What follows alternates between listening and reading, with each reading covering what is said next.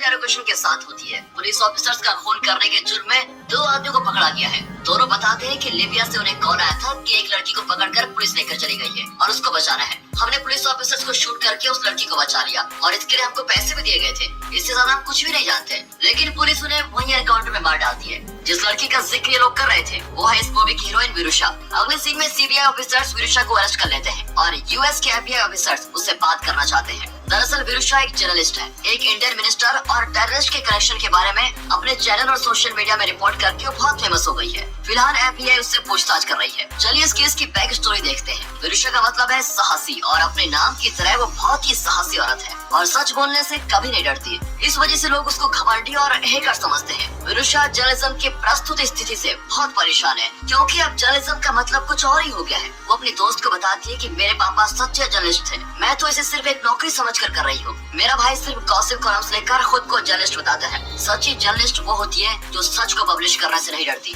एक और मिनिस्टर्स नदी तालाब वगैरह साफ करने के वादे करते हैं और दूसरी ओर वे उन जगहों को खाली करवाकर पुलिस क्वार्टर बनवा रहे हैं। तब ये मिनिस्टर्स अपना मुंह क्यों नहीं खोलते? आज कोई भी सच्ची खबर रिपोर्ट नहीं करना चाहता और जो चाहता है उसे रिपोर्ट करने नहीं दिया जाता। रात को पुलिस यूजुअल चेकिंग कर रहे होते हैं और इंस्पेक्टर कहता है कि आज एक भी लड़की नहीं फंस रही है। तभी विरुषा हेलमेट पहनकर प्रॉपर ट्रैफिक रूल्स फॉलो करके आ रही होती है। इंस्पेक्टर के पूछने पर वो अपना आईडी कार्ड दिखाती है कि वो एक रिपोर्टर है। लेकिन इतनी रात गए तुम यहाँ क्या कर रही हो? इस पर विरुषा भी पूछती है कि आप यहाँ पर क्या कर रहे हैं? अरे भाई मैं तो यहाँ पर क्राइम होने से रोक रहा हूँ। तब विरुषा कहती है कि आपकी ड्यूटी के बावजूद अगर क्राइम हुआ तो उसे रिपोर्ट करने में आई हूँ। वो कहता है कि क्राइम रिपोर्ट करते करते कहीं तुम खुद विक्टिम न बन जाओ। तुमको देखकर मेरा भी जी ललचा रहा है। अब उसकी बेहुदा बात सुनकर विरुषा पूछती है आपको ऐसा क्यों लगता है इंस्पेक्टर? वो इसलिए कि इस ड्रेस में तुम बहुत हॉट लगती हो। इस तरह वो और भी कई अश्लील बातें करता है। अब विरुषा उसको डांटती है कि क्या इस तरह आप शहर की सुरक्षा करते हैं? पर इंस्पेक्टर नहीं जानता कि विरुषा की बाइक का कैमरा सब कुछ रिकॉर्ड कर रहा है।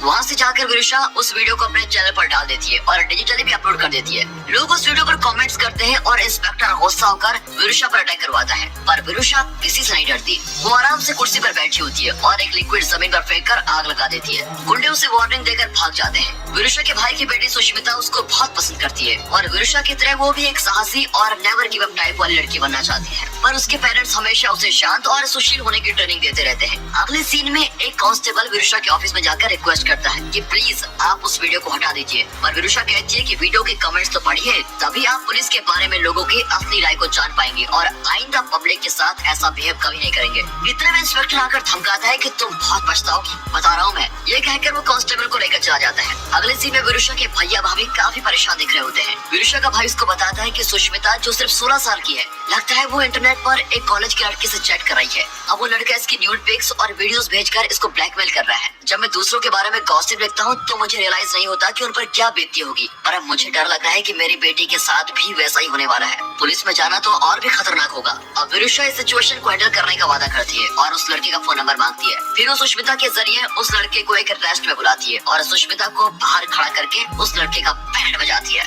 लड़का कहता है कि इसमें सुष्मिता की भी गलती है, वही मुझे फॉलो करके बात करने लगी। फिर मैंने उसके न्यूड पिक्स मांगी और उसने भी अपनी मर्जी से मुझको दे दिए। पर अचानक उसने बात करना बंद कर दिया, इसीलिए मैंने वो पिक्स उसके पापा को भेज दिए ताकि सुष्मिता फिर से मुझसे बात करे। फिर वो लड़का सुष्मिता के भेजे हुए मैसेजेस दिखाता है, जिनको देखकर विरुषा तुरंत बाहर जाकर सुष्मिता का फेसबुक आईडी मांगती है। पर सुष्मिता कहती है मैं तो फेसबुक यूज ही नहीं करती। सुष्मिता उस लड़के को भी नहीं पहचानती। अब विरुषा रियलाइज करती है कि सुष्मिता की फोटो और उसके नाम को यूज करके कोई और इसके साथ चैट कर रहा था। इतना ही नहीं, इस लड़की को मिले पिक्स का सर भी नहीं है। फिर वो उस लड़की के फोन से सारे पिक्स और वीडियोस अपने फोन में ट्रांसफर करके उसके फोन से सब कुछ डिलीट कर देती है। वार्न करती है कि आइंदा ऐसी हरकत की तो जान से मार डालूंगी। तुम जिससे चैट कर रहे थे वो सुष्मिता नहीं है, समझे? अब भागो यहाँ से। विरुषा को सुष्मिता पर भी जरा शक होता है कि शायद वो झूठ बोल रही है। घर जाकर वो सुष्मिता को अनड्रेस करने को कहती है। सुष्मिता एकदम घबरा जाती है कि ये क्या कह रही है, लेकिन विरुषा के कहने पर वो अनड्रेस होती है। उसे पूरी तरह चेक करने के बाद विरुषा को यकीन हो ही जाता है कि पिक्स और वीडियो वाली लड़की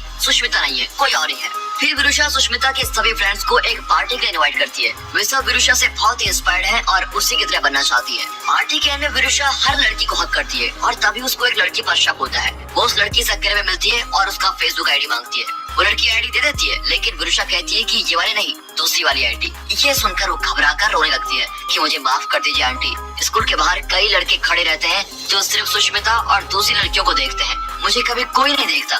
मुझे भी लड़कों से बात करने का और उनके साथ दोस्ती करने का मन करता है, पर मुझे लगता है कि मैं खूबसूरत नहीं हूँ, इसीलिए लड़के मुझसे बात भी नहीं करना चाहते और इसीलिए मैंने सुष्मिता के नाम पर एक फेक फेसबुक आईडी क्रिएट की और लोगों से चैट करने लगी। विरुषा उसको समझाती है कि तुम्हारी इस हरकत से सुष्मिता की लाइफ में क्या होगा तुमने कभी सोचा है? खूबसूरती आखिर क्या चीज है? तुम खुद जो समझती हो तुम वही बनोगी। तुम पढ़ाई पर ध्यान दो और उसी पर फोकस करो। लड़के खुद तुम्हारे पीछे आएंगे और ना भी आए तो तुम्हें कोई फर्क नहीं पड़ेगा अगर तुम सक्सेसफुल हो जाओ। उसे समझाकर विरुषा उसके फेसबुक आईडी का पासवर्ड ले लेती है। अब विरुषा चौंक जाती है कि 18 आदमी उस फेक फेसबुक आईडी के साथ चैट कर रहे थे। वो उन सभी को सुष्मिता के नाम से एक होटल में बुलाती है और सुष्मिता को भी साथ लेके जाती है, पर सुष्मिता उनमें से किसी को भी नहीं जानती। अब विरुषा सुष्मिता को हेडफोन पहनाकर एक और बैठा देती है और इन लोगों को समझाती है कि तुम लोग जिससे चैट कर रहे थे वो सुष्मिता नहीं है। मैं उस आईडी से तुम सबको ब्लॉक करके चुप रह सकती थी, लेकिन फ्यूचर में अगर तुम में से कोई सुष्मिता से मिले तो उसे बुरी नजर डालोगे कि वो ऐसी लड़की है। इसीलिए मैंने तुम सबको ये बताना ही ठीक समझा कि तुम लोग भी ऐसी फेक आईडी से सावधान रहो। सुष्मिता के नाम और आईडी को लेकर इतना कुछ हो रहा है, पर वो इस बारे में कुछ भी नहीं जानती और विरुषा भी उसको कुछ नहीं बताती। वो अपने भाई को बता देती है कि सुष्मिता की प्रॉब्लम सॉल्व हो गई है, तुम फिक्र मत करो। पर जब विरुषा फेक आईडी क्लोज करने की कोशिश करती है तो आलिम नाम के किसी लड़के का मैसेज आता है।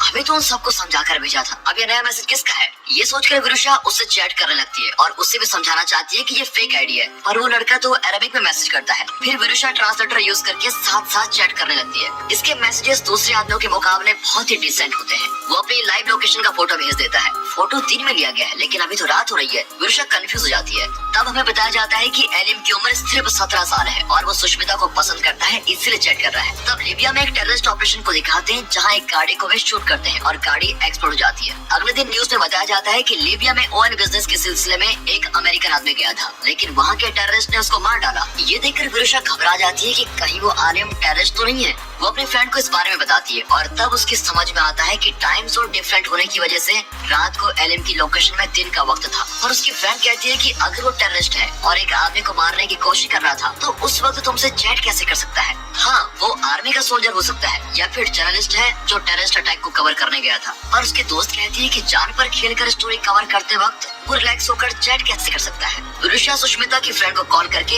एलिम के बारे में पूछती है तो वो बताती है कि वो बहुत ही डिसेंट लड़का है और कभी कोई अश्लील मैसेज नहीं भेजता। अब विरुषा एलिम के साथ चैट करने लगती है और बताती है कि कल तुमने जिस लोकेशन की फोटो भेजी थी मैंने उस जगह का पता लगा लिया है। एलिम कहता है कि आज मैं दूसरी जगह पर हूँ। ये कहकर वो प्रेजेंट लोकेशन की फोटो भेजता है। फोटो में एक इंडियन मिनिस्टर किसी आदमी के साथ बैठकर बात कर रहा है। अब वो किससे बात कर रहा है ये तो विरुषा नहीं जानती, पर इतना जानती है कि मिनिस्टर किसी काम से लीबिया गया था। लेकिन ये बिल्कुल अनऑफिशियल मीटिंग लगती है, पर इसे भी विरुषा न्यूज के तौर पर अपने चैनल को दे देती है। पर चैनल उस पर रिसर्च करके उस आदमी का पता लगा लेते हैं जो मिनिस्टर के साथ बैठा हुआ था। अगले दिन एक सेंसेशनल न्यूज आती है कि इंडिया का एक सेंट्रल मिनिस्टर टेररिस्ट के साथ था। विरुषा को बहुत सारे कॉल्स आते हैं और विरुषा रियलाइज करती है कि मिनिस्टर असल में टेररिस्ट के साथ बैठकर बातें कर रहा था। उसे डर भी लगता है कि आलिम भी एक टेररिस्ट हो सकता है। अब इंटेरोगेशन से पता चलता है कि मिनिस्टर वाकई टेररिस्ट के साथ इलीगल कांटेक्ट रख रहा था। इसके बाद न्यूज पब्लिश होती है कि मिनिस्टर एक फ्लाइट एक्सीडेंट में मारा गया। आलिम के ग्रुप में उसका साथी कहता है कि टेक्नोलॉजी को हमारे फायदे के लिए यूज करना चाहिए, लेकिन तुमने हमें फंसाने की कोशिश की। आलिम कहता है कि मैंने तो सिर्फ अपनी पसंद की लड़की से चैट की, मैंने किसी को फंसाने की कोई कोशिश नहीं की। वो आलिम को गन दिखाकर कहता है कि मुझे बताओ वो लड़की कहाँ रहती है। आलिम घबराकर चैट पर पूछता है तो विरुषा अपने घर का पूरा एड्रेस दे देती है। एड्रेस देने के बाद विरुषा को डर भी लगता है कि कहीं सुष्मिता मुसीबत में न पड़ जाए। ये तो एड्रेस देने से पहले सोचना चाहिए था। अब वो टेररिस्ट ग्रुप सुष्मिता को खत्म करने का प्लान बनाता है। तभी अचानक आलिम के साथी को गोली लग जाती है। अमेरिकन वहाँ शूट आउट कर रहे होते हैं। आलिम अपने साथी को वहाँ से बचाकर लेके जाता है और उसका ग्रुप भी वहाँ से बच निकलता है। उसके बाद वो विरुषा को मैसेज करता है कि तुम्हारा पुराना आईडी हैक हो चुका है और मेरे भेजे वीडियोस न्यूज चैनल में लीक हो गए हैं, इसलिए तुम नई आईडी क्रिएट कर लो, हम उस पर चैट करेंगे। फिर विरुषा सुष्मिता की आईडी क्लोज करके एक नई आईडी खोलती है और उसकी प्रोफाइल पर सुष्मिता की फोटो के बदले और फोटो रखती है। इस तरह इनकी चैट जारी रहती है। आलिम बहुत ही सॉफ्ट किस्म का लड़का लगता है और कहता है कि मैं रोज बमबारी और एक्सप्लोजन के बीच रहता हूँ, लेकिन तुमसे चैट करने के बाद मुझे पता चला कि तुम एक पीसफुल दुनिया में रहती हो। मुझे लगता है कि तुम्हें देखकर मैं भी पीसफुल फील करूंगा। क्या तुम अपनी फोटोज भेज सकती हो? ये सुनकर विरुषा स्माइल करती है और कहती है तुम अपनी फोटो भेजने का वादा करोगे तभी मैं अपनी फोटो भेजूंगी। आलिम जरा घबराता है लेकिन हाँ कर देता है। विरुषा आलिम को सुष्मिता की फोटो भेजती है, पर आलिम अपनी फोटो भेजने से बहुत डरता है। उस रात विरुषा अपने ऑफिस से लौट रही होती है कि उसको पुलिस पकड़ लेती है। वे विरुषा से गाड़ी के पेपर्स और लाइसेंस मांगते हैं। विरुषा उन्हें डॉक्यूमेंट्स दिखाती है लेकिन वे उनको फाड़कर विरुषा को लेके चले जाते हैं। ये वही इंस्पेक्टर है जिसने शुरुआत में विरुषा को परेशान किया था और अब उससे बदला लेना चाहता है। विरुषा बिना किसी टेंशन के आराम से लगातार आलिम से चैट कर रही होती है। वो जानबूझकर जोर से कहती है कि मुझे पुलिस वाले पकड़ कर लेके जा रहे हैं, उन्हें और कोई काम तो है नहीं जिसे जहाँ पकड़ लिया। तभी वहाँ आलिम किसी को कुछ बता रहा होता है। जब गाड़ी पुलिस स्टेशन पहुँचती है तो दो आदमी बाइक में आकर सभी पुलिस वालों को शूट करके चले जाते हैं। विरुषा सब कुछ वीडियो रिकॉर्ड कर रही होती है, लेकिन उसकी कुछ भी समझ में नहीं आता ये हो क्या रहा है। तभी बाकी पुलिस वाले वहाँ पर आते हैं और विरुषा से पूछताछ करते हैं। विरुषा बताती है कि पुलिस इंस्पेक्टर ने मेरे डॉक्यूमेंट्स फाड़ दिए और मुझे लेकर यहाँ से गए और यहाँ दो आदमी आए और ऑफिसर्स को शूट करके बाइक में चले गए। विरुषा तो यही सोचती है कि आलिम के साथ उसका चैट करना और पुलिस वालों पर शूट आउट होना, दोनों के बीच कोई ना कोई कनेक्शन तो जरूर है। लेकिन सच ये है कि आलिम ने यहाँ के अपने साथियों को कांटेक्ट किया था और उसी ने ये शूट आउट करवाया था ताकि वो सुष्मिता को पुलिस से बचा सके। मूवी की शुरुआत में जिन दो आदमियों को इंटेरोगेट किया था उन्होंने ही पैसों के बदले में पुलिस पर शूट आउट किया था और ये सब आलिम के कहने पर ही हुआ था। इस बात से बेखबर विरुषा आलिम से रोज चैट करने लगती है। अब विरुषा आलिम की ओर अट्रैक्ट भी होने लगती है क्योंकि उसकी नजर में दुनिया में प्यार तो सभी आदमी करते हैं, लेकिन प्यार को बनाए रखना कोई नहीं जानता। आलिम की प्यारी प्यारी बातें उसका ख्याल ही बदल देती हैं। तो आलिम से कहती है तुमने तो अपना फोटो भेजा नहीं। इस पर वो एक फोटो भेजता है जिसमें कुछ आर्मी ऑफिसर्स कुछ लोगों को गन पॉइंट पर पकड़े हुए हैं। विरुषा पूछती है क्या तुम उन आर्मी ऑफिसर्स में से एक हो? तब आलिम कहता है कि नहीं, घुटनों के बल जो लोग हैंड्सअप करके बैठे हैं मैं उनमें से एक हूँ। ये मेरा परिवार है। मेरे देश में हो रहे षड्यंत्र के कारण अपने ही देश में हमें टेररिस्ट का नाम दिया गया। ये सब जानकर विरुषा लीबिया पर रिसर्च करने लगती है तो पता चलता है कि लीबिया एक गरीब देश है, पर वहाँ के ऑयल रिजर्व्स के बारे में जानकर एक पॉलिटिशियन वहाँ से ऑयल निकालकर दूसरे देशों को एक्सपोर्ट करने लगा और इस तरह देश के अंदर पैसा आने लगा। देश की आर्थिक स्थिति मजबूत होने लगी, देश की जनता का जीवन स्तर बढ़ने लगा और उनको फ्री एजुकेशन, घर वगैरह सब कुछ दिए जाने लगे। इसी बीच उस देश की सरकार ने फैसला किया कि पैसों की कीमत नहीं होती, इसीलिए वे ऑयल के बदले पैसे नहीं सोना मांगने लगे। पर अमेरिका जैसे बड़े देशों में उनका यह फैसला स्वीकार नहीं किया गया। अमेरिका जैसे अमीर देशों को ऑयल की बड़ी मात्रा की जरूरत होती है, इसीलिए वे ऑयल के लिए कुछ भी कर सकते हैं। हालांकि लीबिया सिर्फ गोल्ड के बदले में ऑयल देना चाहता है। जो देश अमेरिका की बात नहीं मानता, अमेरिका उस देश का क्या हाल करता है ये तो सभी जानते हैं। यहाँ भी वही हुआ और अमेरिका ने लीबिया के ग्रुप्स के बीच फूट डाल दी और सिविल वॉर पैदा हो गई। उसे कंट्रोल करने के बहाने अमेरिका ने लीबिया में अपनी आर्मी भेजी। अमेरिका की इस तानाशाही के खिलाफ जो नौजवान लड़ने लगे उन्हें टेररिस्ट का नाम देकर उन्हें बाकी लोगों से अलग कर दिया गया। अब विरुषा समझ जाती है कि यही लीबिया की हिस्ट्री है। आलिम कहता है कि जब पॉलिटिशियन छुपकर दहशत फैलाते हैं तो उन्हें एक्सपीरियंस पॉलिटिशियन कहते हैं, पर जब हम अपने हक के लड़ते हैं तो हमें टेररिस्ट कह देते हैं। विरुषा उससे कहती है कि हक मांगकर भी तो लिया जा सकता है, इतना वॉयलेंस करने की क्या जरूरत है।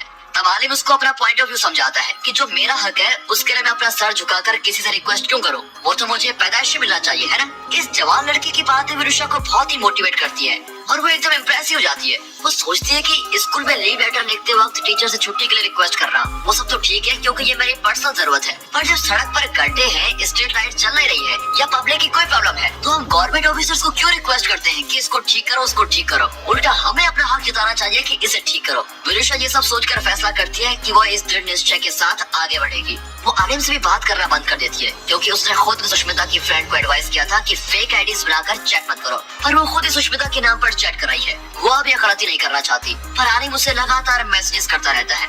जब उसे कोई जवाब नहीं मिलता तो वो खुद इंडिया जाता है और मैसेज करता है कि मैं तुम्हारे स्कूल के सामने खड़ा हूँ, तुमने मुझसे बात करना छोड़ दिया था इसलिए मैं घबराकर तुमसे मिलने आ गया। ये सब देखकर विरुषा एकदम शॉक हो जाती है क्योंकि सुष्मिता आलिम को जानती भी नहीं। वो तुरंत सुष्मिता को बचाना चाहती है, लेकिन तभी FBI और CBI ऑफिसर्स उसे अरेस्ट करने आते हैं और यही शुरुआत में दिखाया गया था। FBI विरुषा को जबरदस्ती आलिम से चैट करने को कहती है ताकि वे आलिम और उसके ग्रुप को पकड़ सके। जब विरुषा इनकार करती है तो वे उसके भाई, भाभी और सुष्मिता को गन पॉइंट पर बंदी बना लेते हैं। अब और कोई रास्ता न पाकर विरुषा उनकी बात मान जाती है। इसी बीच आलिम को खबर मिल जाती है कि उसे FBI ढूंढ रही है, इसलिए वो वापस अपने देश लौट जाता है। ये सब कुछ वो विरुषा को फेसबुक में मैसेज करता रहता है। FBI के कहने पर विरुषा आलिम से कहती है मैं तुमसे प्यार करती हूँ, तुम इस जगह पर पहुँच जाओ। पर आलिम कहता है कि तुम्हारी बात मुझे सच्ची नहीं लगती, इसलिए मैं वापस नहीं आऊंगा। तब विरुषा पर इतना प्रेशर डाला जाता है कि वो आलिम को बता ही देती है कि मैं तुमसे मिलने तुम्हारे देश आऊंगी। FBI सुष्मिता और विरुषा को जबरदस्ती लीबिया लेके जाते हैं। सुष्मिता के पेरेंट्स परेशान होते हैं पर विरुषा कहती है कि